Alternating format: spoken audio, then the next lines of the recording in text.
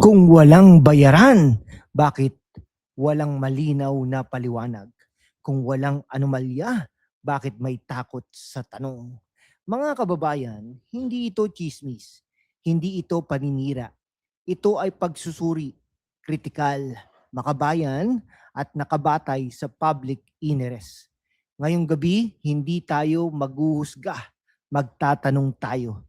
Dahil sa demokrasya, ang katahimikan ay sagot natin. Linawin natin mga kaibigan, wala tayong ipinapakitang document na nagsasabing may 68 million pesos na binayaran. Wala. Ang ginagawa natin ay political analysis. Bakit lumitaw ang isyong ito? Bakit hindi nililinaw? Sino ang may obligasyon na magpaliwanag? Kapag pera, impluwensya at kapangyarihan ang usapan, karapatan ng taong bayan ang magtanong. Para sa mga kabataan, ang boto ninyo ay hindi meme. Ito ay kontrata sa kinabukasan. Para naman sa mga overseas Filipino workers, ang pinaghirapan ninyo sa ibang bansa ay apektado ng pamahalaang pinipili natin. Kapag artista ang ginagawang tagapagdala ng mensahe ng kapangyarihan, mas mataas ang responsibilidad ng transparency. Mga kaibigan, sa modernong politika, hindi na plataforma ang bida, emosyon na. Artista, tiwala ng masa. Politiko, kapangyarihan ng estado. Kapag nagtagpo ang dalawa, may tanong agad. Voluntaryo ba? May bayad ba? May disclosure ba? Sa ibang bansa, malinaw ang rules. Sa Pilipinas, madalas bahala na ang publiko maghinala. At kapag pinabayaan ang hinala, nasisira ang tiwala. Walang masama sa pag-endorso, karapatan yan. Pero kapag ikaw ay may malawak na impluwensya, ang tanong ay hindi bakit ka nag-endorse, kundi paano at sa ano ang kondisyon, mga kaibigan. Mga tanong ng publiko, may formal disclosure ba?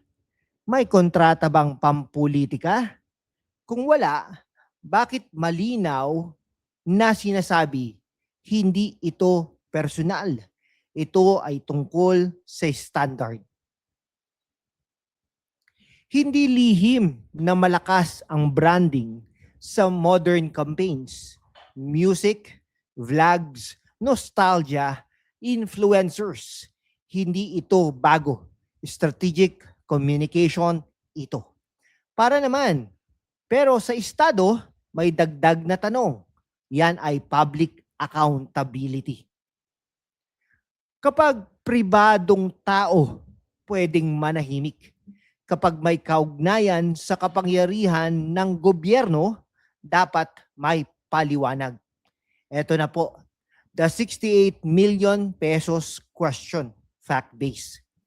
Ulitin natin, walang inilabas na opisyal na dokumento na nagpapatunay ng halagang ito.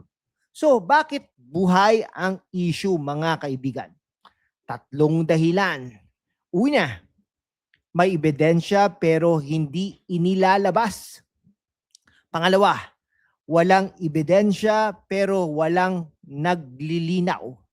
Pangatlo, ginagamit ang issue para ilihis ang mas malalaking problema na kinakaharap natin sa kasalukuyan. Ano man dyan, masama yan sa demokrasya, mga OFWs at mga kabataan. Ang sagot sa maling impormasyon ay linaw, hindi katahimikan. Mga senador at ang politika ng tahimik. Kung may duda ang publiko, saan pupunta? Walang iba kundi sa Senado, sa Senate of the Philippines. Pero nasaan ang investigasyon? Nasaan ang hearing? Nasaan ang clarification? Kapag tahimik ang may kapangyarihan, ang mensahe sa taong bayan ay huwag kayong magtanong. At yan ang delikado. Hindi namin sinasabi kung sino ang tama. Itinuturo namin paano mag-isip. Tanungin natin ang ating mga sarili. Sino ang may pakinabang? Sino ang may obligasyon na magpaliwanag? Bakit galit sa tanong? Hindi sa kasinungalingan.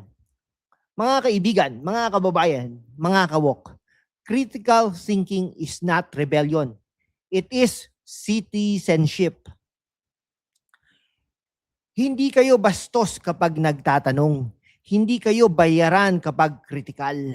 Ang demokrasya ay pananampalataya. Ang demokrasya ay hindi pananampalataya. Ito ay proseso na binabantayan ng karamihan. Bago tayo magtapos, gusto kong linawin ang isang mahalagang bagay. Hindi ito laban ng personalidad.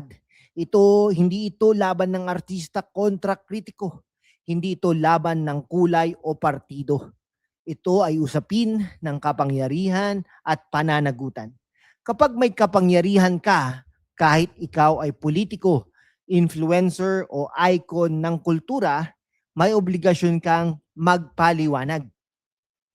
Ang tanong ay hindi kasalanan.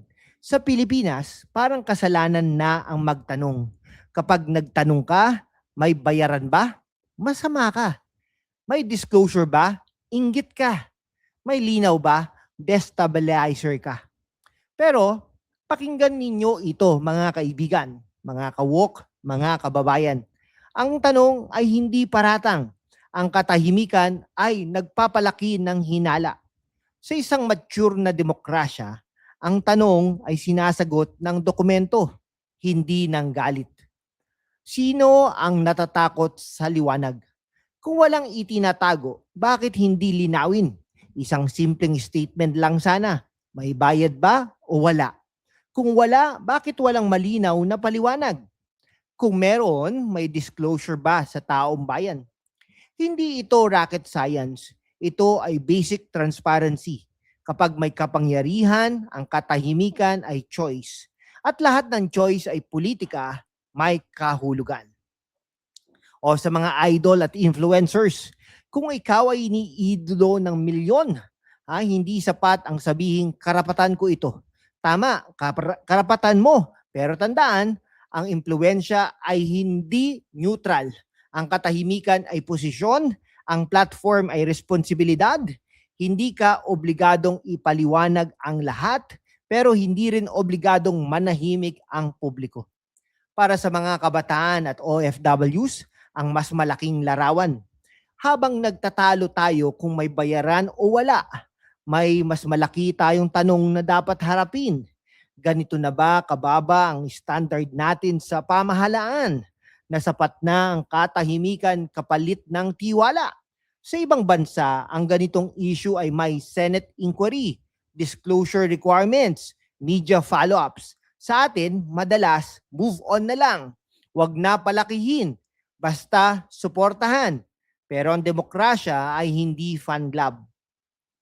Hindi namin sinasabi kung sino ang iboboto mo. Hindi namin sinasabi kung sino ang kakampihan mo. Ang sinasabi namin, huwag mong isuko ang isip mo kapalit ng katahimikan. Kung galit ka sa tanong, tanungin mo ang sarili mo. Bakit? Kung takot ka sa usapan, bakit hindi ka sinungalingan ang kalaban, kundi liwanag? At dito nagtatapos ang ating pagsusuri. Pero hindi ito dito nagtatapos ang laban para sa katotohanan. Dahil ang tanong ay hindi kung may bayaran o wala. Ang tanong ay ito, handa ba tayong manindigan para sa katotohanan kahit hindi ito komportable? Maraming salamat po at hanggang sa muli.